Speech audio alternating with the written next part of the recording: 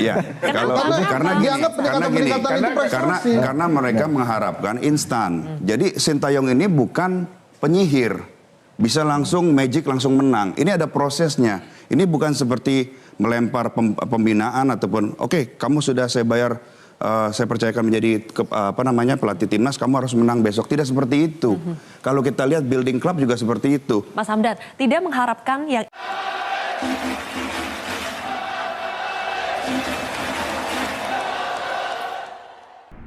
bagaimana pemerintah melihatnya? Jadi gini, kita percaya dengan proses dan kadang-kadang proses itu tidak langsung serta-merta menang melawan misalnya Vietnam ataupun Thailand. Tapi faktanya kan juga kita 3 kali berturut-turut ya menang melawan Vietnam, Piala Asia, terus kemudian kualifikasi 2 kali berturut-turut, bahkan di kandangnya Vietnam sendiri dengan skor yang luar biasa. Jadi ini kita menunjukkan bahwa taji kita di level Asia Tenggara juga sudah mulai terbukti. Lawan Thailand belum kan Bang? Lawan Thailand betul. Tapi ini kita tidak bisa Piala AFF dengan Asian Cup is not apple to apple. Carabao Cup dengan Premier League itu nggak apple to apple. Silakan saja memenangkan Carabao Cup, yang penting yang Premier League yang juara siapa, itu. Jadi Piala AFF ini kalau dalam skala prioritas apakah wajib atau sunnah ini? Ya kan? Ini skala yang harus dijelaskan. Karena Thailand dan Vietnam mengirimkan pemain kelas 2-nya di AFF sekarang karena mereka mengejar Asia.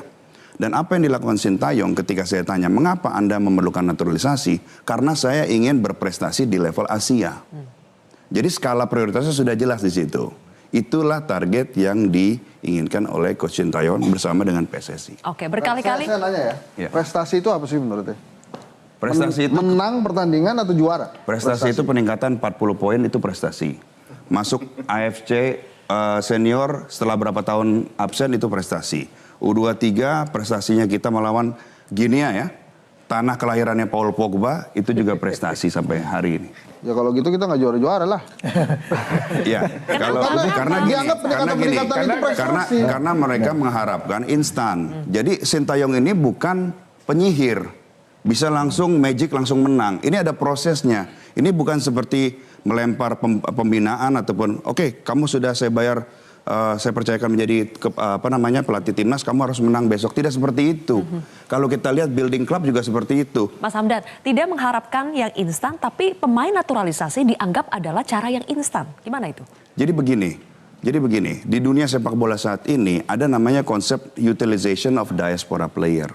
Kita, Indonesia itu mempunyai 9 juta diaspora Indonesia yang tersebar di lebih dari 90 negara. Negara-negara lain sejak sejarah Piala Dunia 1930 itu menggunakan pemain diaspora. Persentasenya itu sekitar 10%. Jadi nanti di Piala Dunia berikutnya di mana ada 40 tim, itu akan ada 1.100 atlet dan 110 diantaranya itu adalah atlet diaspora. Yang lahir di luar dari tanah kelahirannya, kemudian dinaturalisasi. Ini hal yang sudah dilakukan berbagai macam negara. Saya berikan contoh. Ketika Roberto Mancini memenangkan Piala Eropa 2020, dia menaturalisasi Matteo Retegui, tidak bisa bahasa Italia, padahal dia mempunyai Ciro Immobile yang mencetak 32 gol season.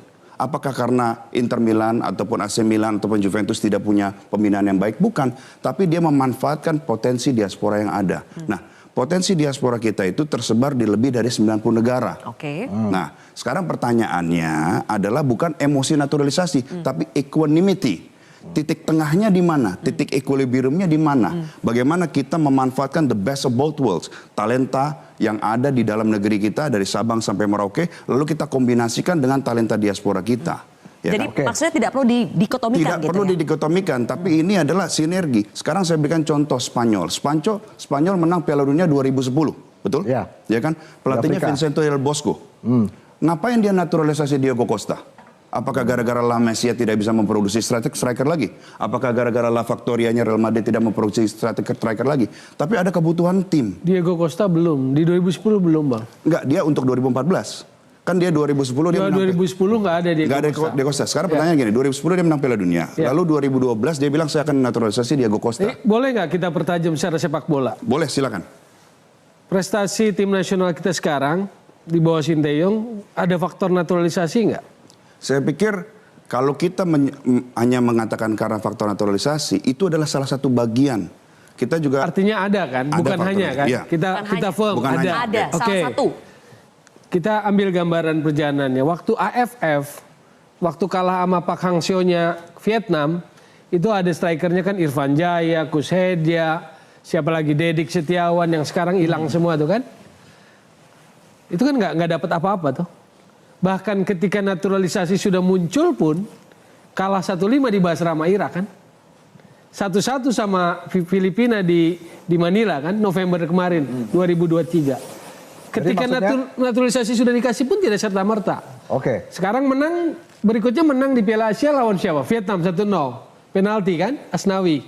Oke. Di kualifikasi Piala Dunia 21 Maret kemarin di GBK 1-0. Susah payah enggak? Kita bicara permainan sepak bola. Susah payah. Babak pertama permainan masih dikuasai Vietnam loh. Yang Vietnam transisi ke Trussier kan? Babak kedua baru bikin gol lewat lemparan ke dalam lagi. Artinya apa Bung Toel? Artinya naturalisasi yang diberikan pun tidak serta-merta, itu udah sekitar 7 yang main. Tapi ketika menang 3-0 di Hanoi memang signifikan permainannya. Karena tidak serta-merta maka Makanya yang di Hanoi 3-0 dominan kelihatan karena sangat signifikan di lapangan. Faktor siapa? Menurut saya penambahan 3 terakhir. Jai Izes, Tom Haye, Ragnar Ratmangun. Jadi maksudnya, maka secara karena sepak bola muncul logika kan? Apakah konsep naturalisasi harus dikurangi, tidak menjadi prioritas atau bagaimana? Enggak, akhirnya gini kita dalam menilai sepak bolanya. Ketika pencapaian itu terjadi yang baru Vietnam 3 kali berturut-turut, ini faktor karena kualitas pemain naturalisasi atau karena kecerdikan taktikal Sinteyong?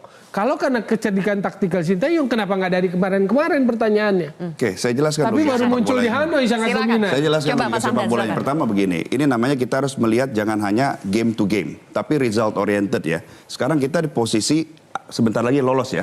Dengan catatan misalnya kita bisa menahan imbang Irak, lalu kita bisa menang lawan Filipina di kandang. Jadi kalau kita setiap game, oh kalah, wah ini pasti gara-gara Sintayong kurang bisa meracik ataupun naturalisasi. Itu kita melihat game to big game. Ini yang disebut Bill Clinton itu. Kita following the headline, but we are not following the trend line. Sekarang pertanyaan saya berikan contoh begini, logika sepak bolanya begini. Inter Milan, Simone Inzaghi kalah 2 kali lawan Sassuolo, tapi dia juara Liga. Apakah kekalahan itu menjadi fatal? Tidak. Dilihatnya hasilnya. Hasil akhirnya, pertanyaan nanti evaluasinya, apakah Indonesia lolos kualifikasi Piala Dunia ketika menghadapi Irak dan menghadapi Filipina? This is not a game over. Itu jawabannya.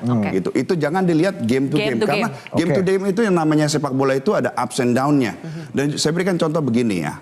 Tidak ada yang namanya pemain memenangkan kompetisi. Tidak ada. Adanya tim. Tim itu terdiri dari kepelatihan, manajemen, dan lain sebagainya. Kalau hanya pemain saja memenangkan liga, niscaya PSG sudah juara Liga Champions 7 kali berturut-turut. Jadi kalau kalah, siapa yang harus tanggung jawab? Begini. Semua. Justin Hubner yang blunder? No. Gini. Atau Marcelino yang dituduh egois? Saya berikan gini. Tidak ada proteksi loh pada pemain. We win as a team and we lose as a team. Kita menang sebagai tim dan kalah kalau sebagai tim. Kalau menang kecenderungannya nih sekarang itu menang karena Sinteyong, tapi kalau kalah karena salah pemain, karena blundernya Justin Hubner, karena egoisnya Marcelino. Itu kan fakta juga yang beredar. Yang saya mau luruskan. Makanya pertanyaannya kalau kita bicara naturalisasi itu bagus, kan terbuka juga kemungkinan bahwa pelatih lain pun bisa bikin bagus. Karena satu, Jordi Amat, Sandy Walsh, naturalisasi dan diaspora ya jumlahnya. Elkan Bagot, Sain Patinama, Rafael Struijk, Ivar Jenner, Justin Hubner, Tom Haye, Ragnar, Martin Paes sekarang masuk, akan ada lagi. Ya, ada 12 pemain. Begini. Artinya, apakah cuma Sinteyong yang bisa bikin bagus? Pemain yang baik itu juga perlu ada pelatih yang baik pula. Jadi tidak bisa kita bilang, oh ini gara-gara pemain, oh ini gara-gara pelatih. Remember, this is about team. It takes two to tango. Ya kan, kalau pemainnya bagus, tapi tidak ikuti arahan pelatih juga akan skemanya akan tidak baik gitu loh. Begitu juga dengan pelatih. Misalnya pelatihnya kurang begitu baik, pemainnya baik, juga kurang bisa mengangkat gitu. Jadi pelatih juga kelas internasional, jadi soal disiplin juga kita penting. Jangan melihat ini satu sudut saja. Ini pemain naturalisasi. Pertama, kosakata pemain naturalisasi itu oksimoronik. Karena naturalisasi itu proses. Sedangkan kalau proses itu dia belum final. Hasilnya itu adalah WNI. Ketika dia sudah WNI, dia dipanggil timnas, dia adalah pemain timnas. Kan kalau secara sepak bola kita nggak bicara soal itunya. Iya, tapi maksud saya seperti ini. Kita menang sebagai tim nasional, kita kalah sebagai tim nasional. Sekarang pertanyaannya, waktu kalah dari Qatar, betul ada wasit yang kurang, katakanlah buat kita kurang Sedikit fair, memihak lah kurang ya. ini ya. Itu yang munculkan ini komedi bukan pertunjukan sepak bola. Nggak ada analisis bolanya. Jadi kalau secara bola nggak ada vitamin bola dari ucapan Ya, Sinteyong. tadi saya Mohon maaf. mengkritik bahwa sekarang kalau tadi analisa bola. dikatakan bahwa pelatih bertanggung jawab di lapangan, ini harusnya ketika ada kegagalan pelatih bertanggung jawab. Ini yang harus dilakukan dan pelatih harus menerima masukan. Dan saya nggak mati itu.